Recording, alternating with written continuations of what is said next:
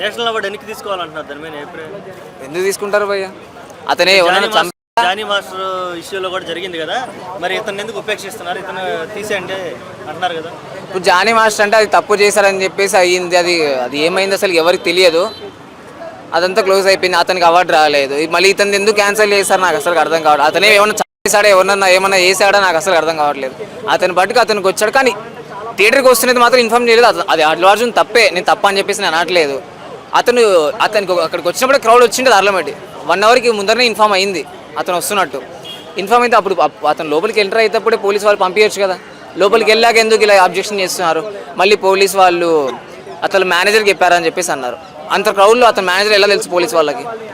ఎలా తెలుసు భయ్ అక్కడ ఉన్న వాళ్ళకి? స్టేషన్ నుంచి అయితే ఎలా మాట్లాడగల? ఒక ఫోన్ కాల్ అయినా ఉంటుంది కదా, ఒక ఫోన్ కాల్ అయినా ఉంటుంది. అదని హిస్టరీ చూపించండి. ప్రూఫ్లు అంటున్నారు. ఏం ప్రూఫ్లు ఉన్నాయి? రేవంత్ రెడ్డి వర్సెస్ అల్లు అర్జున్ గొడవ ఇప్పుడు పోలీస్ వర్సెస్ అల్లు అర్జున్లో తయారైంది. అవుతుంది భయ్య. ఇంకా పోలీస్ వాళ్ళ గురించి తెలిసిందే. 100%లో కొంతమంది మంచోళ్ళు ఉంటే కొంతమంది ఇంకా తెలిసిందే కదా. ఇంకా నాకు తెలిసింది ఇదైతే ఏదో కుట్ర ఉంటుంది భయ్య, కంపల్సరీ ఇది కుట్ర ఉంటుంది. ఒక అతను మంచిగా ఎదుగుతున్నాడు అంటే ఓట్స్ వాళ్ళు 100కి 100% ఉంటారు. అది కాక ఇప్పుడు ట్రోలింగ్స్ అవుతుంది. ఏమవుతుందంటే టాలీవుడ్ ఇండస్ట్రీ చేంజ్ అవుతుందా, అందరికి చేంజ్ అవుతుందా అని చెప్పలేం. మ్యాక్సిమం ఉండొచ్చు.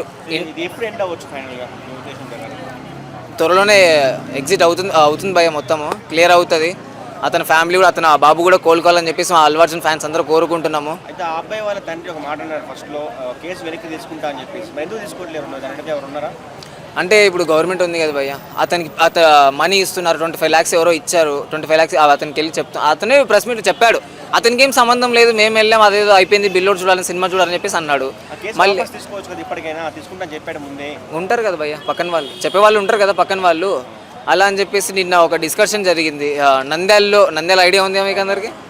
నంద్యాలలో ఫ్యాన్స్ మొత్తం నిన్న ఒక పూజ చేశారు. టెంపుల్లోకి వెళ్ళి పూజలు చేస్తున్నారు అక్కడ అందరు వాళ్ళు. కోలుకోవాలని చెప్పేసి ఫ్యాన్స్ అందరూ అదే కోరుకుంటాం. కానీ మేము ఒకటే చెప్పాల్సింది ఏంటంటే, ఇలా నెగిటివ్ చేసుకోకండి.